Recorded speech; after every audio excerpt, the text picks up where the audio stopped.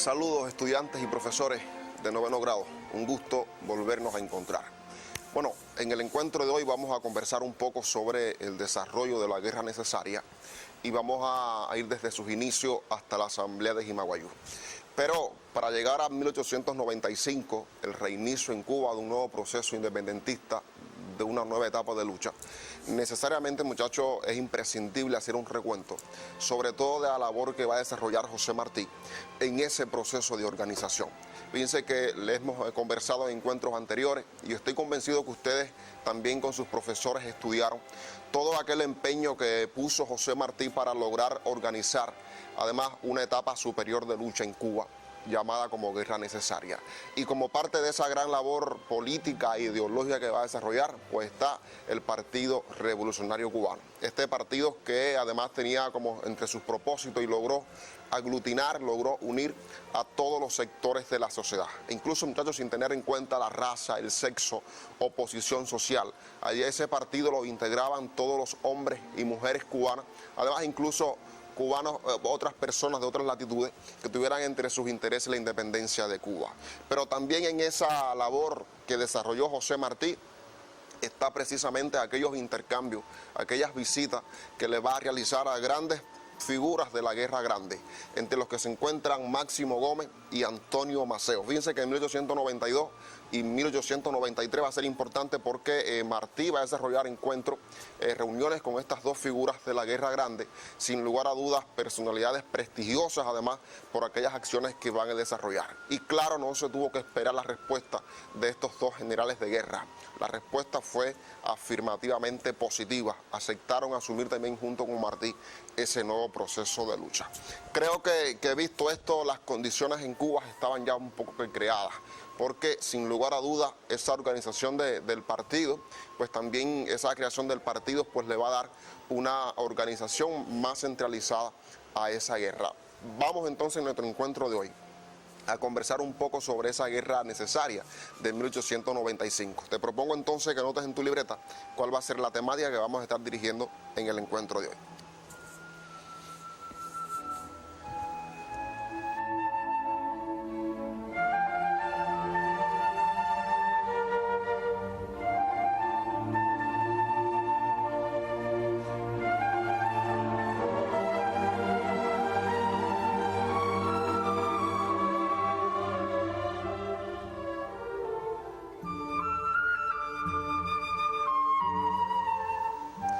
Objetivamente, muchachos, ya estaban creadas las condiciones en Cuba para un nuevo proceso de lucha. Existía un partido que era quien aglutinaba, además quien dirigía todo ese proceso. Ya se habían dado elementos de unidad, sobre todo también logrado por José Martí en ese periodo de tregua fecunda. Pero, ¿qué estaba sucediendo en nuestro país en la década del 90? ¿Cuál es la situación económica, política y social que va a estar en nuestro territorio nacional? Y que precisamente esas condiciones pues van a agudizar esas contradicciones entre colonia y metrópoli. Te propongo entonces que observemos la siguiente lámina. Fíjense, muchachos, cómo para 1895, la década del 90 del siglo XIX en Cuba, va a ser compleja la situación económica, política y social. Sobre todo porque en lo económico, pues, lógicamente, el mayor dinero del presupuesto del Estado no va a estar en función del beneficio de la sociedad cubana, sino para satisfacer otras necesidades de la colonia. Políticamente estamos hablando, muchachos, de que los cubanos pues carecían de esas libertades políticas. Los principales cargos públicos políticos estaban en manos de peninsulares, en manos de los españoles. Y también, aunque quiero hacer referencia a que después del Pacto de San Juan, pues hubo posibilidad para los cubanos agruparse en algunos partidos políticos, ustedes recordarán eso, pero lo cierto es que esos partidos que se van a crear después del Pacto de San Juan, pues miren, no eran oponentes o no eran contrarios a la política colonial. Ese era un requisito importante que también imponía ese Pacto del San Juan, que esos partidos políticos no podían ir en contra de la política colonial. Por tanto, la política, muchachos, no tenían los cubanos derecho a participar en ese gobierno político. Y además de lo sociocultural, es importante que ustedes recuerden que en 1886 en Cuba oficialmente es abolida la esclavitud. Resultado de ese proceso, también como consecuencia de esa guerra grande, la guerra de los 10 años. Pero todavía, muchachos, existe en la sociedad cubana un fuerte racismo, además un rechazo total al negro. Comenzó a utilizarse la expresión de color para referirse a aquella persona negra un poco despectivamente. De tal manera que esas condiciones que se van a dar en Cuba para 1890, durante toda esa década del siglo XIX, pues van a agudizar las contradicciones entre colonia y metrópoli. Fíjense cómo están creadas ya las condiciones para que comience en Cuba entonces un nuevo proceso de lucha independentista. Es por eso que desde 1994 ya José Martí tenía organizado un plan secreto para invadir a Cuba por diferentes puntos, conocido en nuestra historia como el Plan de las Fernandinas. Tal vez usted ha escuchado hablar de él. Y ese plan, con fondos del Partido Revolucionario Cubano, recuerden que a ese partido muchos emigrados le contribuyeron económicamente, y con dinero de ese partido pues se pudo comprar armas, pertrechos de guerra para invadir a Cuba por diferentes puntos. Pero enteradas las autoridades norteamericanas de ese plan, dice que se pone de manifiesto aquí, muchachos, en este proceso, una de esas políticas históricamente seguidas por los gobiernos norteamericanos con respecto a Cuba. Enterado el gobierno norteamericano de ese plan secreto, pues hacen fracasar ese plan, precisamente capturando las armas y los barcos que estarían destinados a venir a Cuba desde el puerto de las Fernandinas en la Florida, Estados Unidos. Sin lugar a dudas, un duro golpe para ese momento que se estaba preparando, además ese fracaso de ese plan de las Fernandinas. Pero ojo, porque ese fracaso del plan de las Fernandinas, muchachos, no amilanó para nada las ideas, el sentimiento, además la intención de reiniciar en Cuba un nuevo proceso independentista. El 10 de enero de 1895, oficialmente fracasa este plan, pero unos días después, el 29 de enero de 1895, se firma desde el exterior la orden de alzamiento para reiniciar en Cuba ese nuevo proceso independentista. Este orden de alzamientos, muchachos, es firmado por José Martí como delegado del Partido Revolucionario Cubano, como esa principal figura de ese partido. Además, por el coronel José María Rodríguez, representante de Máximo Gómez, y por el comandante Enrique Collazo. Esa orden de alzamiento fue firmado por estas tres personalidades, y además en los primeros días del mes de febrero es enviado a Cuba esa orden de alzamiento, quien es recibida por Juan Alberto Gómez. Importante porque en esa orden de alzamiento, muchachos, se precisaba de que debía ser simultáneo los alzamientos, de tal manera que coincidieran en el mismo momento, a la misma hora, los alzamientos que se iban a dar en diferentes puntos del país. Pero también se precisaba en esa orden de que debía ser este alzamiento para los días finales del mes de febrero. Es por eso que los dirigentes de nuestro país, encabezado por Juan Alberto Gómez, quien es el representante del partido en Cuba, del Partido Revolucionario Cubano en Cuba, pues van a fijar la fecha para el 24 de febrero. Bueno, ¿y por qué 24 de febrero? Precisamente porque era el último domingo del mes. Además, había posibilidad, había tiempo, había espacio para consultar todavía si había necesidad, en el caso de que fuese necesario, a Nueva York, sea el delegado del partido. Y también porque era día de carnaval, y eso permitiría, muchachos, la movilidad sin mucho contratiempo. Y el día 24 de febrero de 1895 reinicia en Cuba nuevamente otra etapa de lucha, el inicio de la guerra necesaria, esa que llamara a nuestro apóstol nacional José Martí guerra necesaria, y que además, antes de llamarla necesaria, la consideró inevitable, porque Martí vio en esa revolución, y además en la revolución, la única salida factible para los problemas económicos, políticos y sociales que existían en Cuba para ese periodo. Pero, ¿cómo sucedió este acontecimiento? ¿Cuáles fueron los puntos donde hubo alzamiento? Para eso te propongo entonces, muchachos, la siguiente actividad de continuidad. Fíjense que ustedes van a leer del libro de texto el subtítulo Alzamiento del 24 de febrero de 1895, principales dirigentes, y van a completar el cuadro que les estoy mostrando en pantalla. Por un lado van a poner los lugares en los que se producen alzamientos, y por otro lado cuál fue su principal figura. Te damos un tiempo para que puedas tomar en tu libreta esta actividad.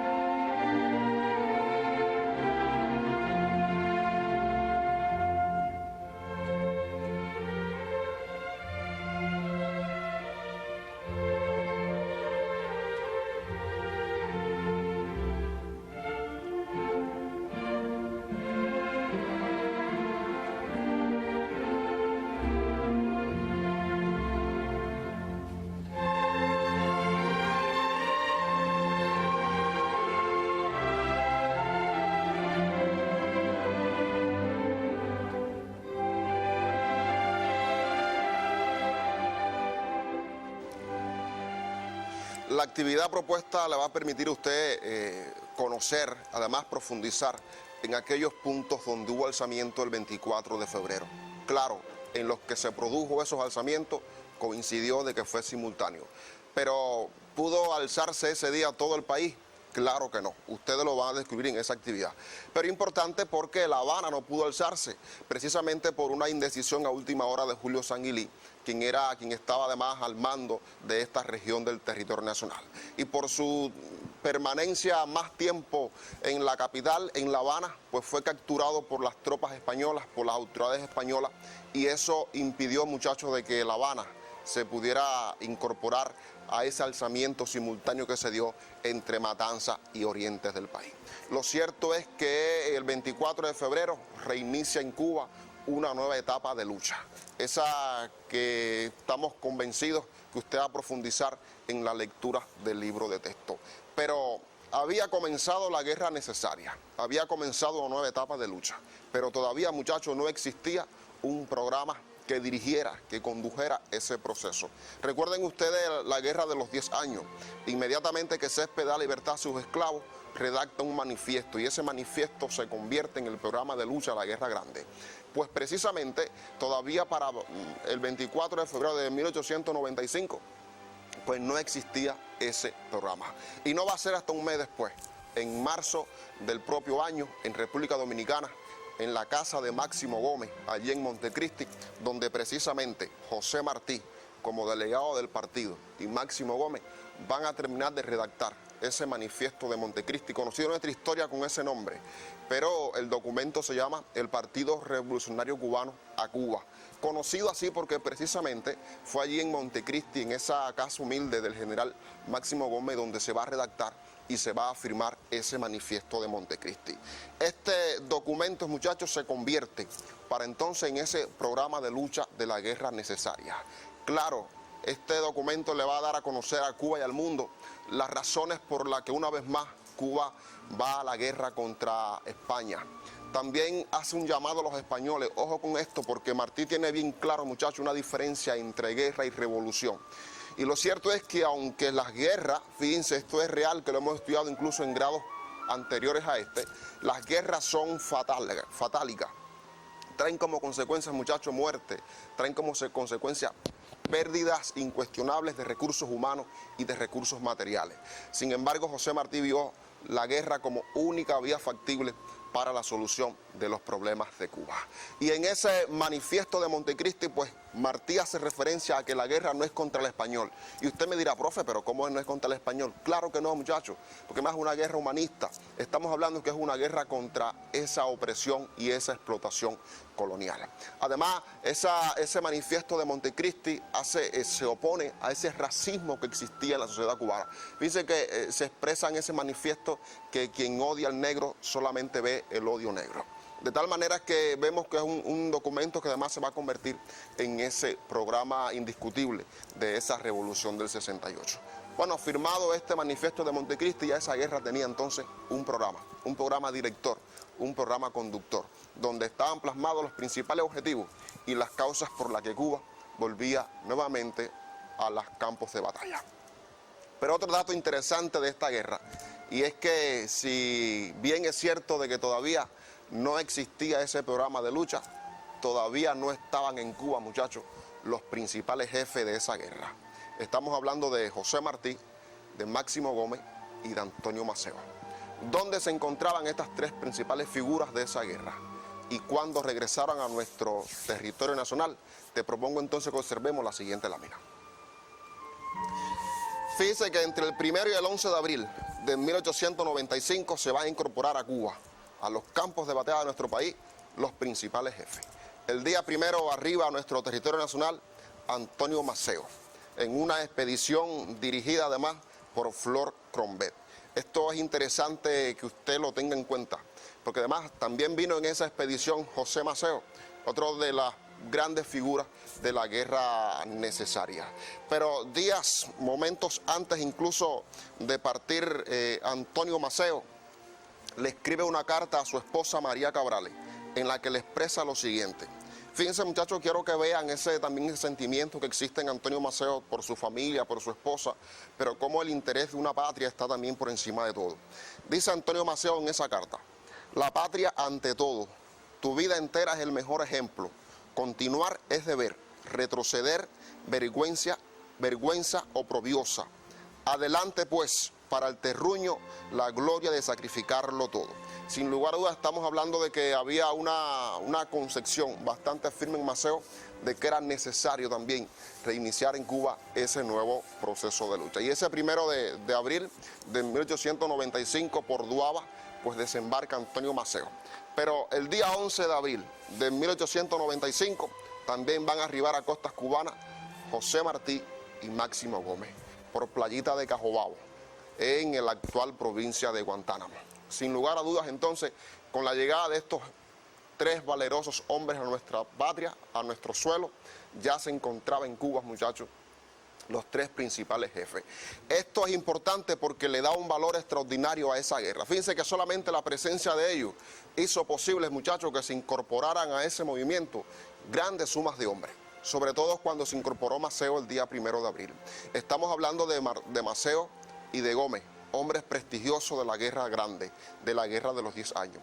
Estamos hablando de Maceo, quien salvó la dignidad de los cubanos con aquella enérgica protesta de Baraguá, oponiéndose al Pacto del Zanjón. Le daba la llegada de esta figura a Cuba un valor extraordinario a esa guerra que había iniciado. Pero, ¿cuál fue el siguiente paso a seguir por estas 3 figuras? Era importante, era imprescindible entonces un encuentro entre ellos para un poco discutir cómo debía continuar la guerra a partir de su presencia en Cuba. ¿Y cuándo sucedió eso? Observemos la siguiente lámina. El día 5 de mayo de 1895 se produce ese encuentro entre los 3 grandes jefes de la guerra necesaria. Reunión en La Mejorana. En este ingenio, en la actual provincia, en el actual oriente del país, se va a producir esta reunión. Es importante porque de esta reunión, muchachos, no tenemos mucha documentación que nos diga qué sucedió allí. Lo cierto es que se supone que entre los temas que se discutieron, pues estuvo precisamente la organización de la guerra. Claro, hubo ideas encontradas entre Maceo y Martí, sobre todo en cuanto a la organización, pero no de principio, porque quedaba claro, muchachos, que lo más importante era la independencia de Cuba. Y se supone que otro de los temas que se trabajó allí en esa reunión, entre estas 3 figuras, pues también fue la idea de la invasión a Occidente para llevar la guerra a todo el territorio nacional. Tenían también como propósito, una vez concluida esta reunión, Maceo se quedaría en Oriente para consolidar la guerra en Oriente. Y Martí y Maceo y Gómez entonces partirían a Camagüey. Esto sucedió de esta manera. Fue un importante acontecimiento esa reunión de La Mejorana. Pero concluyendo esta reunión, Máximo Gómez y José Martí sintieron la necesidad de encontrarse con Bartolomé Mazó en sus zonas de operaciones. Y ese encuentro sucedió, muchachos, el 19 de mayo de 1895, cerca del campamento Dos Ríos. Y ese día sucedió algo fatídico para nuestra historia. El primer combate en nuestro apóstol nacional, el primer enfrentamiento militar, la primera acción armada en la que participa nuestro héroe nacional y cae en combate, allí en Dos Ríos. Fíjense cómo el 19 de mayo de 1895 piden combate de José Martí. Bueno, significaría, ¿y qué significó la muerte de Martí para la guerra que se llevaba a cabo? Sin lugar a dudas, un duro golpe. Sí, no solamente moría un hombre, muchachos, moría ese que logró unir, fíjense ustedes, 2 generaciones importantes. Los veteranos de guerra con las nuevas generaciones. Moría el que tuvo la capacidad de aglutinar a todos en función de una revolución. Moría, sin lugar a dudas, como dijo Máximo Gómez en su diario de campaña, el alma de la revolución. Se perdía una gran figura con la caída en combate de José Martí. Te propongo entonces que observemos el siguiente material. Él solo es nuestra entera sustancia nacional y universal. Él es el conjurador popular de todos nuestros males, el último reducto de nuestra confianza. Detente, sombra de mi bien esquivo. 19 de mayo de 1895. Caída en combate de José Martí en Dos Ríos. Conmueve si escribe, si habla, si vive, si muere. ¿Cuál es su secreto? Él no actúa, obra.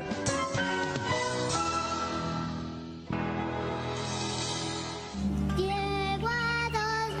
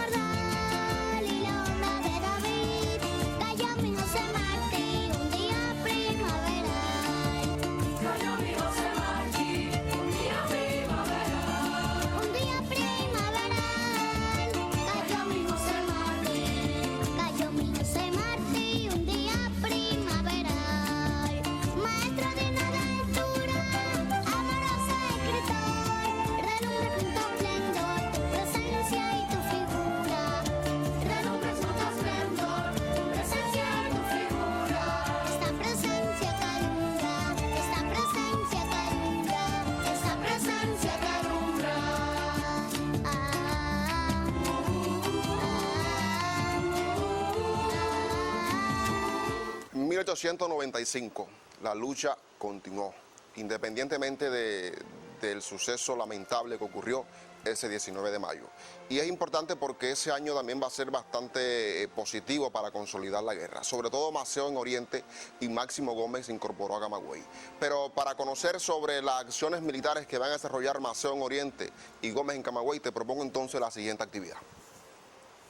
Lees las páginas 136 y 137 del libro de texto y completa el siguiente cuadro. Fíjense por un lado las campañas militares en Oriente y Camagüey, Maceo y Gómez, y van a completar, bueno, qué objetivos tenían con esas campañas, cuáles fueron las acciones militares más importantes desarrolladas por cada uno de ellos y cuáles fueron los resultados de esas campañas militares. Es importante, muchachos, cuando estén haciendo esta actividad y que estén caracterizando la campaña desarrollada por Gómez en Camagüey, pues tengan en cuenta aquella táctica o aquel método que va a utilizar Máximo Gómez, conocido como esa campaña circular que va a desarrollar Máximo Gómez. Espero que tengas tiempo entonces para tomar eso en tu libreta.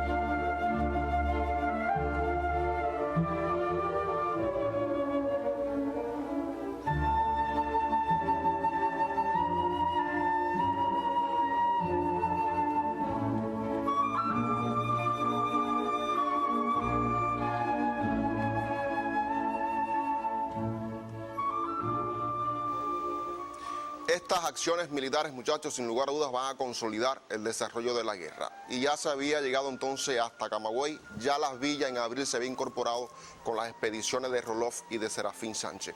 Era importante un espacio para aglutinar ideas, para aglutinar criterios y para consolidar esa unidad. Y eso lo constituyó la Asamblea de Jimaguayú, desarrollada precisamente en Camagüey, en ese territorio llamado Jimaguayú. Fíjense qué coincidencia, se escoge ese lugar precisamente porque de Camagüey Ignacio Agramonte, redactor de la Constitución anterior, recuerdan, y además en Jimaguayú cae en combate Ignacio Agramonte. Esa Asamblea de Jimaguayú pues también le da una organización más centralizada a esa guerra necesaria. Espero que en la página 137 del libro de texto y página 138 pues pueda también allí resumir algunas de las ideas importantes de esta Asamblea de Jimaguayú. Por ahora, muchachos, no me queda tiempo para más. Nos estamos despidiendo hasta un próximo encuentro para seguir conversando sobre nuestra historia nacional. Hasta entonces, muchas gracias.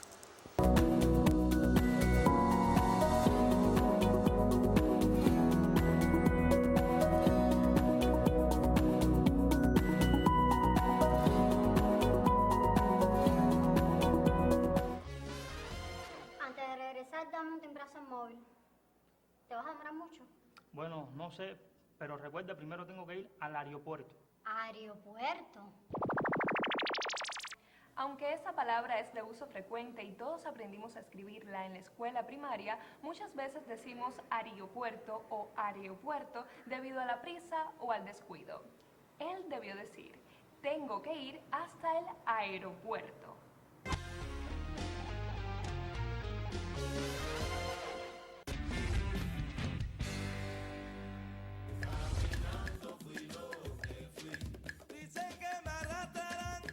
Loli Esteves desde casa nos hace una propuesta de arte. Todas las manifestaciones a su máxima expresión. Como diría el apóstol, el arte es una forma de armonía. Estaré dando mi vida en cada entrega. Los martes a las 9 de la noche, Diálogo Abierto.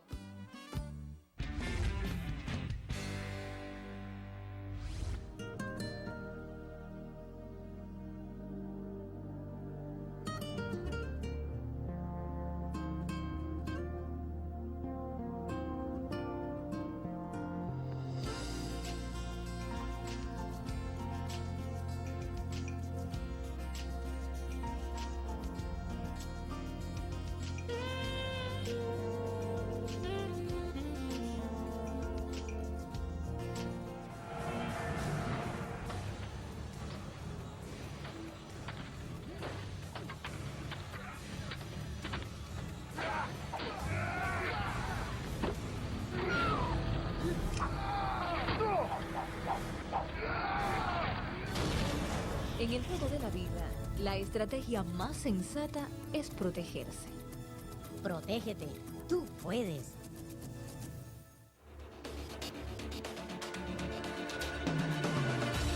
La Ley para la Libertad y la Solidaridad Democrática Cubanas, como le dicen los creadores de la Ley Helms-Burton, tiene el objetivo de internacionalizar y codificar las leyes del bloqueo.